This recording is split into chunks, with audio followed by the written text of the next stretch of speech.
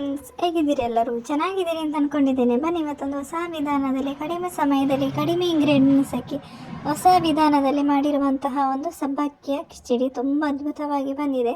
ಮಕ್ಕಳಿಗೆಲ್ಲ ತುಂಬ ಇಷ್ಟವಾಗುವಂಥ ಒಂದು ಕಿಚಡಿ ಇದು, ಸಬ್ಬಕ್ಕಿಯ ಕಿಚಡಿ. ಬನ್ನಿ ಇದನ್ನು ಮಾಡೋದು ಹೇಗೆ ಅಂತ ನೋಡೋಣ. ಬನ್ನಿ. ಇಲ್ಲಿ ನಾನು 1 ಕಪ್ಪು ಸಬ್ಬಕ್ಕಿ ತಗೊಂಡಿರೋದು. ಇದರಲ್ಲಿ 1 ಕಪ್ ಸಬ್ಬಕ್ಕಿ ಇದೆ. ಈಗ ಇದನ್ನು ಒಂದು ಪಾತ್ರೆಗೆ ಹಾಕಿ ಇದನ್ನು ಚೆನ್ನಾಗಿ ತೊಳ್ಕೋಬೇಕು ನಾವು. ಈಗ ಇದನ್ನು ಚೆನ್ನಾಗಿ ತೊಳಿಬೇಕು. ಇದರಲ್ಲಿರುವಂತಹ ಹುಡಿ ಅಂಶ ಎಲ್ಲ ಹೋಗಬೇಕು.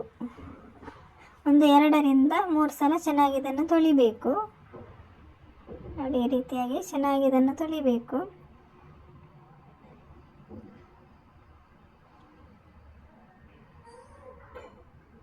ಈಗ ಇದನ್ನು ನಾನು ಚೆನ್ನಾಗಿ ತುಳಿದು ನಾನು ಇಟ್ಕೊಂಡಿರೋದು.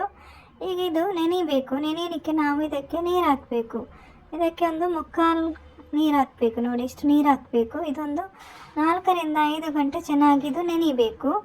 ಇದು ನೆನೆಯಲಿಕ್ಕೆ ಇಡುವ. ಇದು ನೋಡಿ, ಇದು ಚೆನ್ನಾಗಿ ನೆಂದಿದೆ. ಇದು 5 ಗಂಟೆ ಆದ ನಂತರ ನಾನು ನೋಡ್ತಾ ಇರೋದು. ನೋಡಿ, ಚೆನ್ನಾಗಿ ನೆಂದಿದೆ. ಇದು ಸಬ್ಬಕ್ಕಿ ಚೆನ್ನಾಗಿ ನೆಂದಿದೆ. ಈಗ ಇದರಲ್ಲಿರುವ ನೀರಿನ ಅಂಶ ಎಲ್ಲ ಹೋಗಬೇಕು. ಅದಕ್ಕೆ ಈ ರೀತಿಯಾಗಿ ಮಾಡ್ಕೋಬೇಕು. ನೀರೆಲ್ಲ ಹರಿಬೇಕು. ಇದು ರಾತ್ರಿ ಪೂರ ನೆನೆದರೂ ಏನೂ ತೊಂದರೆ ಇಲ್ಲ. ರಾತ್ರಿ ಪೂರ ನೆನೆಸಿ ಇಡ್ಬೋದು. ನೋಡಿ, ಈಗ ನೀರು ಚೆನ್ನಾಗಿ ಹರಿಬೇಕು. ಇಲ್ಲಿ ನಾನೊಂದು ಪಾತ್ರೆ ಬಿಸಿ ಆಗಲಿಕ್ಕೆ ಇಟ್ಟಿದ್ದೇನೆ.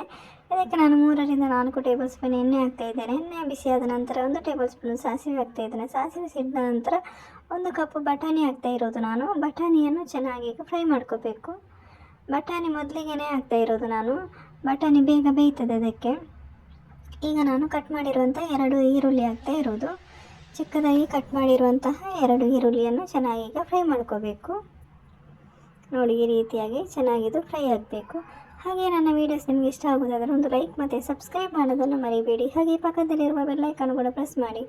ನಿಮಗೆ ನೋಟಿಫಿಕೇಷನ್ ಬರ್ತದೆ. ಹಾಗೆ ನಿಮ್ಮ ಫ್ರೆಂಡ್ಸ್ ಫ್ಯಾಮಿಲಿ ಜೊತೆ ಶೇರ್ ಮಾಡಿ, ಸಪೋರ್ಟ್ ಮಾಡಿ.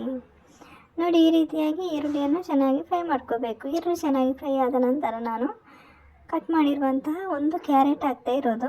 ಚಿಕ್ಕದಾಗಿ ಕಟ್ ಮಾಡಿರುವಂತಹ 1 ಕ್ಯಾರೆಟ್ ಇದು. ಇದನ್ನು ಕೂಡ ಚೆನ್ನಾಗೀಗ ಫ್ರೈ ಮಾಡ್ಕೋಬೇಕು. ನೋಡಿ, ಈ ರೀತಿಯಾಗಿ ಚೆನ್ನಾಗೀಗ ಫ್ರೈ ಮಾಡ್ಕೋಬೇಕು.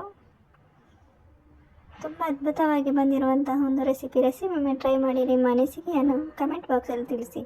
ಈಗ ನಾನು ಟೊಮೆಟೊ ಹಾಕ್ತಾ ಇರೋದು. ನಾನು ಇದರಲ್ಲಿ 1 ಟೊಮೆಟೊ ಇದೆ, ದೊಡ್ಡದಾಗಿರುವಂತಹ 1 ಟೊಮೆಟೊ ಹಾಕ್ತಾ ಇರೋದು ನಾನು. ಟೊಮೆಟೊ ಕೂಡ ಚೆನ್ನಾಗೀಗ ಫ್ರೈ ಮಾಡ್ಕೋಬೇಕು. ಟೊಮೆಟೊವನ್ನು ಕೂಡ ಚೆನ್ನಾಗೀಗ ಫ್ರೈ ಮಾಡಿ ಬೇಯಿಸ್ಕೋಬೇಕು. ಚೆನ್ನಾಗಿದು ಬೇಯಬೇಕು.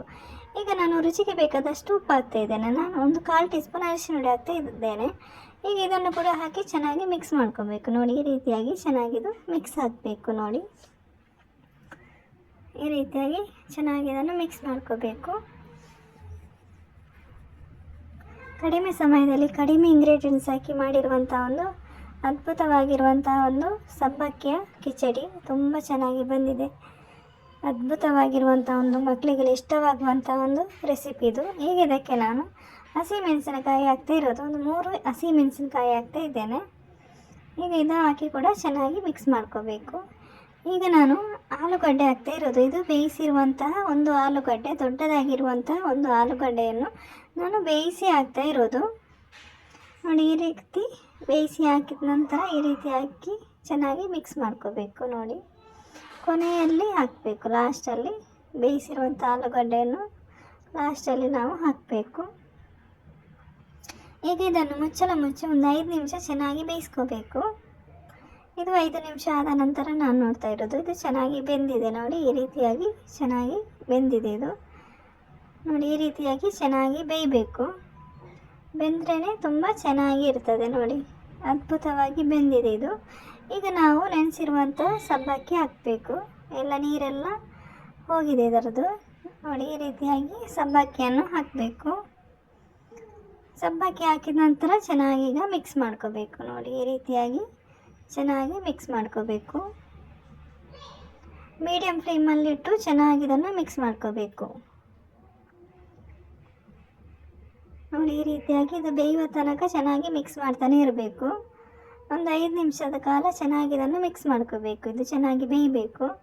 ಮೀಡಿಯಮ್ ಫ್ಲೇಮಲ್ಲಿಟ್ಟು ಚೆನ್ನಾಗಿ ಇದನ್ನು ಮಿಕ್ಸ್ ಮಾಡ್ಕೋಬೇಕು. ನೋಡಿ, ಇದು ಚೆನ್ನಾಗಿ ಬೆಂದಿದೆ. ನೋಡಿ, ಗೊತ್ತಾಗ್ತದೆ ನಮಗೆ ಬೇಯುವಾಗದು ಗೊತ್ತಾಗ್ತದೆ.